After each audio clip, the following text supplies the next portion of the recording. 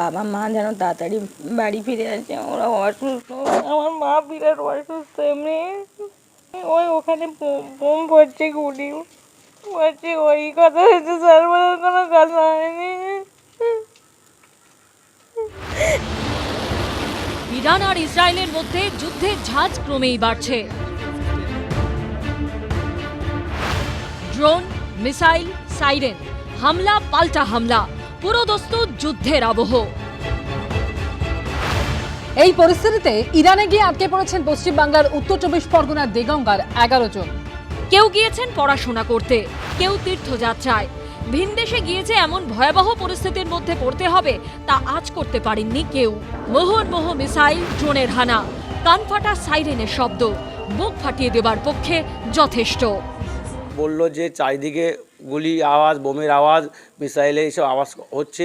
ওনারা প্রচণ্ড আতঙ্কিত আছে, সে মানে সঠিক টাইম মতো খাওয়া দাওয়া পাচ্ছে না। ওনারা বারবার করে কান্নাকাটি ওনারা ওখান থেকে করছে যাতে আমরা বাড়ি আসতে পারি, সরকারের কাছে আবেদন করছে।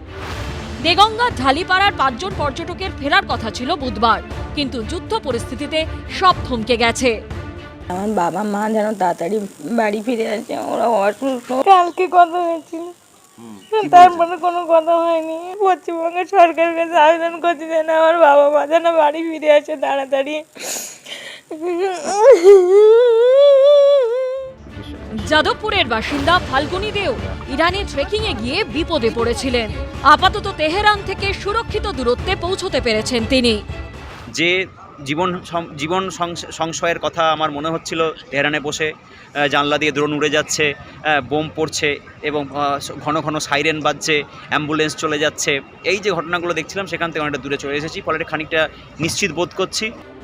জম্মু কাশ্মীর স্টুডেন্টস অ্যাসোসিয়েশনের তরফে জানানো হয়েছে, তেহরান বিশ্ববিদ্যালয়ে পড়তে গিয়ে আজকে পড়েছেন 140 জন কাশ্মীরি পড়ুয়া। বিশ্ববিদ্যালয় কর্তৃপক্ষ তাদের আপাতত গিলান প্রদেশে সুরক্ষিত জায়গায় সরিয়ে নিয়ে গেছে। তাদের দ্রুত দেশে ফেরাতে স্বরাষ্ট্র মন্ত্রকের কাছে আবেদন করেছে জম্মু কাশ্মীর স্টুডেন্টস অ্যাসোসিয়েশন।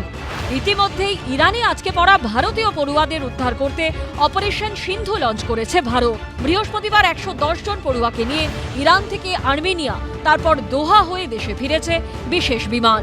সমীরণ পাল ও সন্দীপ সরকারের রিপোর্ট, এবিপি আনন্দ।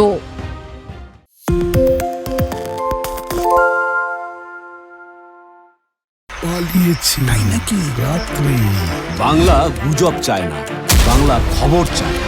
বাংলা খবর, বাংলার খবর। শুনতে পাচ্ছি না, বল না। আরে 10 টাকাটা ব্যাপার নয়, আজকে 40 টাকা দিচ্ছি, কারণ 40 টাকা। বাংলা গলাবাজি চায় না, বাংলা খবর চায়। বাংলা খবর, বাংলার খবর।